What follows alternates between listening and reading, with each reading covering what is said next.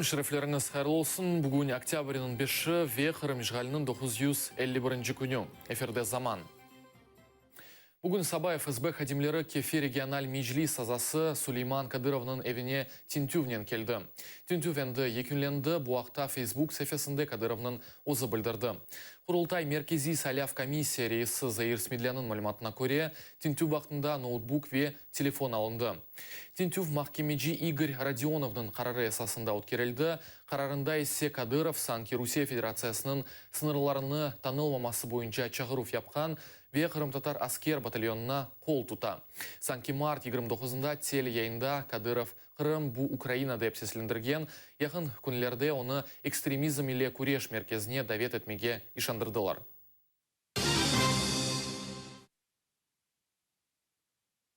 Украина Юхары Шурасы Мejlisінің ясағыны танылмамасы бойынша мұражатыны қабыл етті.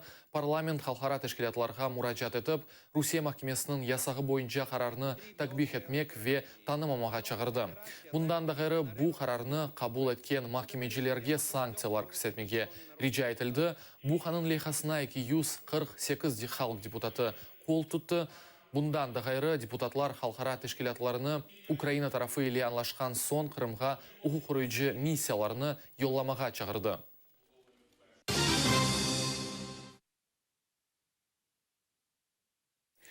Русия işğaltilген Қырымның бюджетіні 23 миллиард рублеге екселтежек. Бұны Русия Малия Назирлігі тарафындан бер жетілген қанун лейхасы таздықлай. Ен зияде ятырым ве ичтимаи саалар параларыны жойачақ.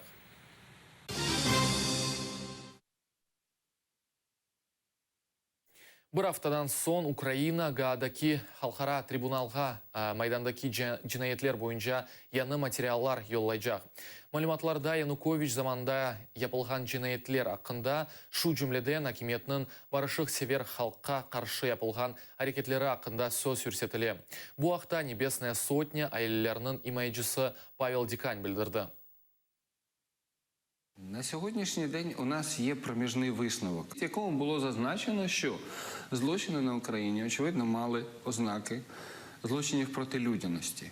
Однак, на момент винесення того звіту в них не вистачало інформації щодо системності або масштабності злочинів, що є необхідною складовою прийняття до своєї юрисдикції Міжнародним кримінальним судом у випадку України. Ці матеріали стосуються саме системності дій влади, які були спрямовані на протидію протестувальників. Türkiye ve Rusya президентлері İstanbul'da көрішечеклер. Владимир Путин ve Recep Tayyip Erdoğan октябрьнің 10-ында iki taraflama muzakereler өткерілжек олалар. Bundan da ғыры Putin Халқара энерго конгрессінде сөзге çıkacak. Türkiye jurnalistleri ise İstanbul'da narazılıq akцияларына çıktılar. Taksim meydanında олар 25 радио ve телеканал kapatılmamasına karşı çıkkanlar. Оларыны террористик teşvikatının kenişletmesinde kabatlайlar. Devlet avdarılmasından son fevkulade vaziyeti sebebindен Türk polis hadimleri keniş vekiletke sayıplar. Türkiye Adliye Nazirligi bergen malumatlarına göre umumen alganda terroristik faaliyetinden 32 bin insan şeklenili. Biz susmayacağız. Kimse ama kimse bize darbecilerle mücadele edildiği yalanını söylemesin. Yalan söylüyorsunuz. Yalan söylüyorsunuz ve bu yalanla halkı aldatmanıza izin vermeyeceğiz. AMC-TV kanalı canlı yayın keçirген vaqытта polis hadimleri binaga sürüp kelgende bilgisayar ve donatmalarını çıkarmağa başladılar. Media tarafına yapılgan ucum devlet avdarılmasından yani bu sene Ağustos'un 15'inden son başlandı. Karşı oluşturulmuş yasalarla kapatılıyoruz. Biz darbelerden çekmiş, darbelere karşı direnmiş bir geleneğin çocuklarıyız. Böyle tuhaf bir ironi ve çelişki yaşıyor Türkiye. Bu karar düzeltilir mi düzeltmez bilmem ama Türkiye zaten asıl darbeyi şimdi yaşıyor. Aktif bir yayın yapıyorduk. Muhaliflerin sesini de yansıtıyorduk. Sesini duyuramayanların sesini de yansıtıyorduk. Ama hükümetin de haberlerini yapıyorduk. Yani o anlamda objektif bir, dengeli bir yayıncılık sürdürmeye çalışıyorduk. Fakat hükümet bundan da rahatsızdı. Yani öbür seslerin duyulmasını istemiyordu açıkçası. Bir de işin Kürt meselesi boyutu. Амстердам махкемесінде бүгін Қырым музейлері Русия тарафынан ишғал олынған территорияларға искит алтынларының топламаларыны кері қайтармасы бойынша дава ішінің отырышы кече. Украинаның Қырым музейлері хазинлері Аллард Пирсон музейінде ерлешмекте Украина акиметі Украина миллетіне айыт коллекция ноқтай назарыны тұтмақта. Векіллеріміз артефактларының қайтарылмасыны талап етежек.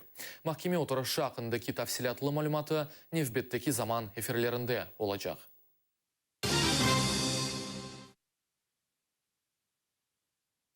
Сарахалил and Рамазан Project тақымы Киев ве Харьковде концертлер өткерілежек. Эльвира Сарахалил ве Расим Рамазановның дуэтіне Украина-америкалы гитара çalgıcısı ве контрабасист Андрей Арнаутов, америкалы даулжы перкуссионист Дэн Курфест қошылды.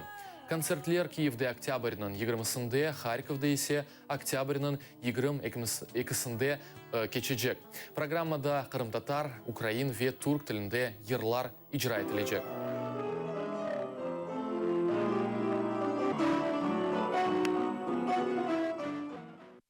Bu bizim sonki haberimiz edi. Atayırlı olunuz, görüşmek üzere.